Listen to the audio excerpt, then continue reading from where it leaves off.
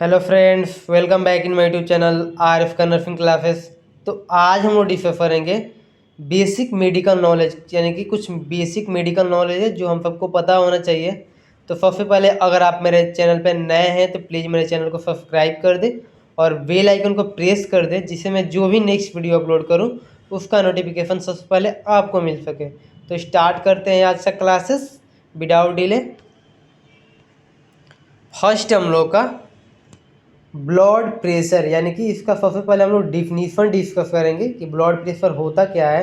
तो इसमें दे रहा है ब्लड प्रेशर ब्लड वेसल्स, यानी कि जो रक्त वाहिनी यानी कि जो ब्लड वेसल्स होता है में बहते ब्लड द्वारा वेसल्स की दीवारों पर डाले गए दबाव को ही ब्लड प्रेशर कहते हैं।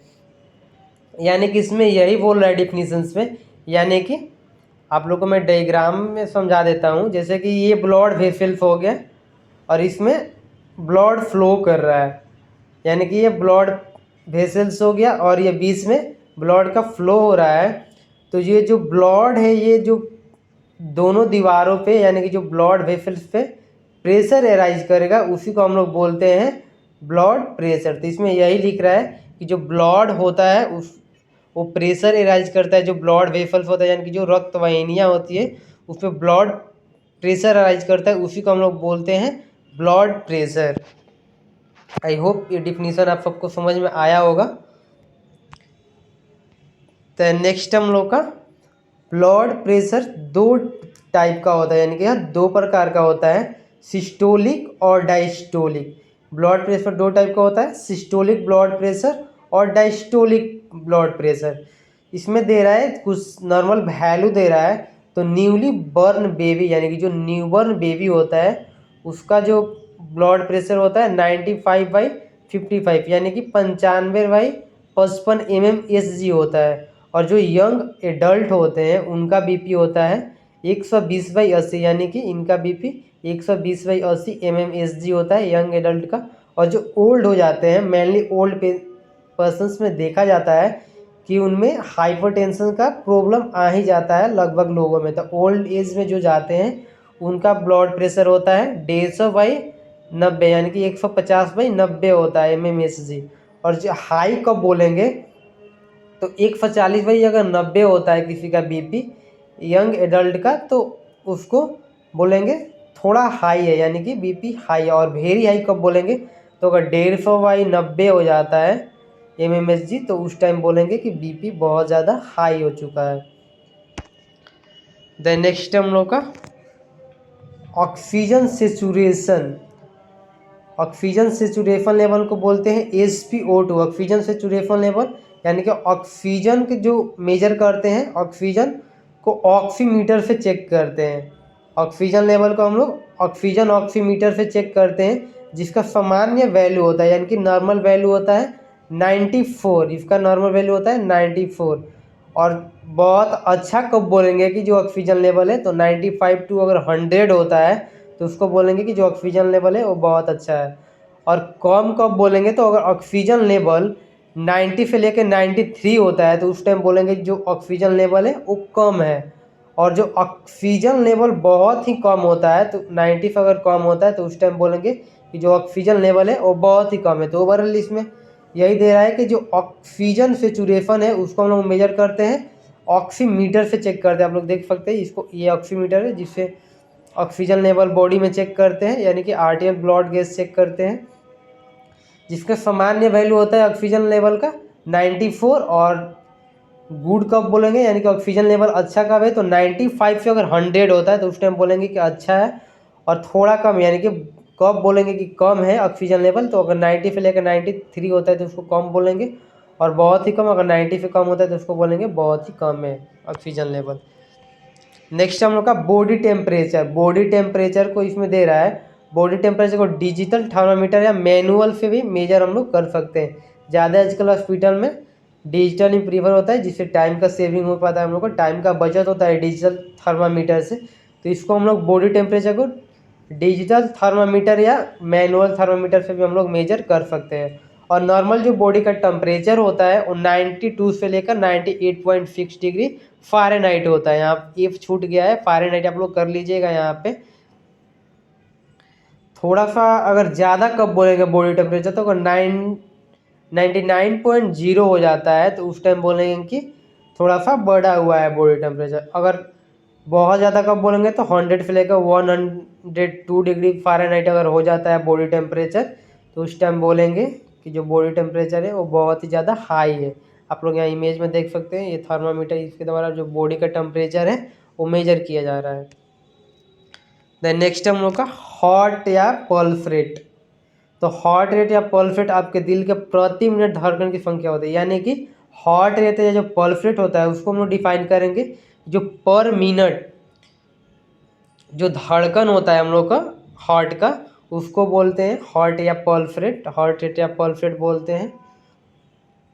और सामान्य कब बोलेंगे पल्स रेट, तो अगर 72 होता है तो उसको बोलेंगे सामान्य है, और थोड़ा कम है यानी कि पल्स रेट कब बोलेंगे, तो अगर 60 है तो उसको बोलेंगे जो पल्स रेट है वो कम है। और बढ़ा हुआ पल्स रेट कब बोलेंगे, तो अगर 90 से लेकर 120 पर मिनट होता है तो उस टाइम बोलेंगे कि जो पल्स रेट है वो बढ़ा हुआ है। आप लोग देख सकते हैं यहाँ पे पल्स साइड से हम लोग चेक कर रहे हैं। नेक्स्ट हम लोग का ब्लड शुगर, ये बहुत ही इंपॉर्टेंट है, आप लोग याद रखिएगा इसको। जो ब्लड शुगर है 3 टाइम पे डिपेंड करता है, यानी कि ब्लड शुगर हम लोग 3 टाइम पे डिपेंड करता है। इसमें हम आप लोग को बताते हैं, ये 3 टाइम पे डिपेंड करता है, जिसमें फर्स्ट हम लोग का फास्टिंग यानी खाना खाने से पहले, पीपी यानी पोस्ट प्रेंडियल यानी कि खाना खाने के बाद, और रैंडम यानी कि कभी भी हम लोग चेक कर सकते हैं, यानी कि 3 टाइम हम लोग चेक कर सकते हैं। जो ब्लड शुगर होता है तो फास्टिंग के टाइम पे चेक कर सकते हैं, पीपी यानी पोस्ट प्रेंडियल यानी खाना खाने के बाद, और रैंडमली यानी कि कभी भी हम लोग चेक कर सकते हैं। तो फास्टिंग के टाइम में होता है 70 से लेकर 100 mg/dl। mg/dl का मतलब होता है मिलीग्राम पर डेसीलीटर। mg/dl का मतलब होता है मिलीग्राम पर डेसीलीटर। तो फास्टिंग में होता है हम लोग का 70 से लेकर 100 mg/dl, पोस्ट प्रेंडियल यानी खाना खाने का बाद होता है 70 से लेकर 140 mg/dl होता है, और जो रेंडम होता है 70 से लेकर 125 mg/dl होता है। एक बार ओवरऑल इसको मैं बता देता हूँ ब्लड शुगर का, ये 3 टाइम पे डिपेंड करता है, फास्टिंग, पोस्ट प्रेंडियल, रेंडम। तो फास्टिंग का होता है 70 से लेकर 100 mg/dl, और खाना खाने के बाद यानी पीपी पोस्ट प्रेंडियल का 70 से लेकर 140, और रेंडमली यानी कि कभी भी हम लोग ले सकते हैं ब्लड शुगर का टेस्ट, तो उस टाइम होता है 70 से लेकर 125 mg/dl। आप लोग इमेज में देख सकते हैं ब्लड शुगर लेवल चेक हो रहा है यहाँ पे। नेक्स्ट है हम लोग का हीमोग्लोबिन लेवल। हीमोग्लोबिन लेवल इसमें दे रहा है, हीमोग्लोबिन एक प्रकार का प्रोटीन है जो आरबीसी यानी रेड ब्लड सेल में पाया जाता है, यानी कि जो हीमोग्लोबिन होता है वो आप लोग जानते हैं कि ये जो ऑक्सीजन होता है और CO2 का कैरी करता है, यानी कि ऑक्सीजन और कार्बन डाइऑक्साइड को ये कैरी करता है हीमोग्लोबिन, जो कि इसका नॉर्मल अमाउंट होता है मेल में, यानी कि जो पुरुष होते हैं उसमें 13.5 से लेकर 17.5 mg/dl इसका नॉर्मल वैल्यू होता है, यानी कि इतना होना चाहिए। और जो फीमेल होती है, यानी कि जो फीमेल होती है उसमें 12.5 से लेकर 15.5 mg/dl होता है। और रेस्पायरेशन हम लोग देखेंगे, तो रेस्पायरेशन होता है 1 मिनट में अपने कितनी बार सांस लेते हैं उसी रेट को रेस्पायरेशन, यानी कि 1 मिनट में हम लोग जितना बार सांस लेते हैं उसी को बोलते हैं हम लोग रेस्पायरेशन रेट। एकदम सिंपल लैंग्वेज में रेस्पायरेशन रेट को क्या बोलेंगे, यानी कि 1 मिनट में जितना हम लोग सांस लेते हैं उसी को बोलते हैं हम लोग रेस्पायरेशन रेट। तो नॉर्मल रेस्पायरेशन रेट होता है 12 से लेकर 16 बीट पर मिनट, यानी कि 1 मिनट में 12 से 16 बार हम लोग रेस्पायरेशन लेते हैं।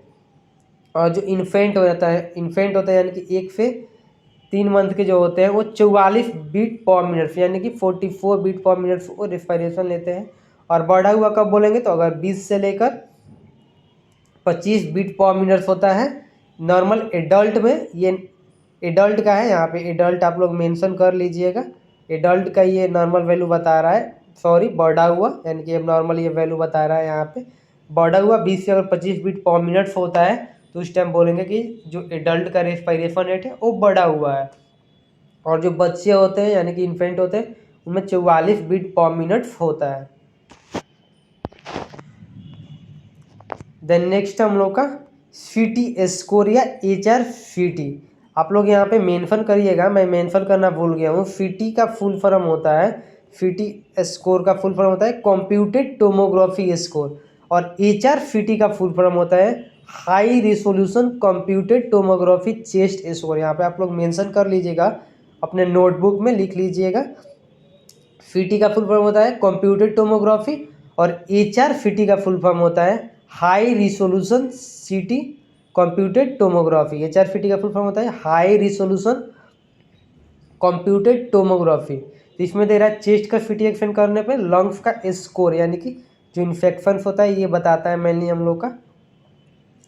तो जो HR FITI का स्कोर होता है 0.8 होता है, यानी कि माइल्ड इन्फेक्शन है पर्सन को। अगर इतना वैल्यू आता है 0 से 8 के बीच में HR FITI का, तो माइल्ड इन्फेक्शन है। और HR FITI का स्कोर अगर 9 से लेकर 18 के बीच में आता है, यानी 19 से 18 के बीच में, 9 से लेकर 18 के बीच में आता है, उस टाइम बोलेंगे कि मॉडरेट इन्फेक्शन है। और HR FITI इसको यानी कि लेकिन 19 से लेकर 25 के बीच में आता है, यानी कि बहुत ही ज़्यादा इन्फेक्शन है पर्सन को। Then thank you all, and I hope जो आज का क्लासेस था बेसिक मेडिकल नॉलेज वो आप सबको समझ में आ गया होगा और याद भी हो गया है। तो प्लीज़ मेरे वीडियो को लाइक कर दे और मेरे चैनल को सब्सक्राइब कर दे, और जो बेल आइकन है उसको प्रेस कर दे, जिससे मैं जो भी नेक्स्ट वीडियो अपलोड करूँ उसका नोटिफिकेशन सबसे पहले आपको मिल सके।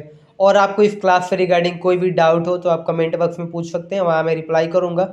और आपको अगर किसी भी टॉपिक पे वीडियो चाहिए तो आप कमेंट बॉक्स में कमेंट करिए, आई विल ट्राई कि उस टॉपिक पे मैं वीडियो बनाऊँ। Then thank you for watching my video.